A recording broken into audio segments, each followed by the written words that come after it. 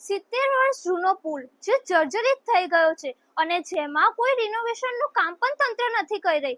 લાગી રહ્યું છે કે તંત્ર કોઈ મોટી દુર્ઘટનાની રાહ જોઈ રહી છે. આજકાલ જે નવા પુલ બને છે તેમની વેલિડિટી કેટલી?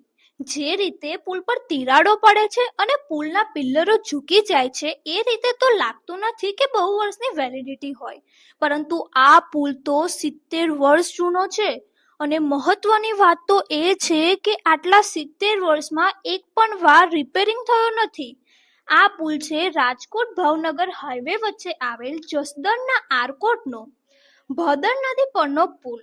આ પુલની હાલત હવે એટલી જર્જરિત થઈ ગઈ છે કે તેના સળિયા દેખાવા લાગ્યા છે.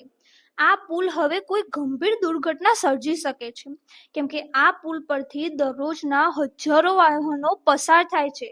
આમ છતાં જાણે તંત્રને કોઈ મોટી ઘટના બને તેની રાહ જોઈ રહી હોય એમ લાગી રહ્યું છે.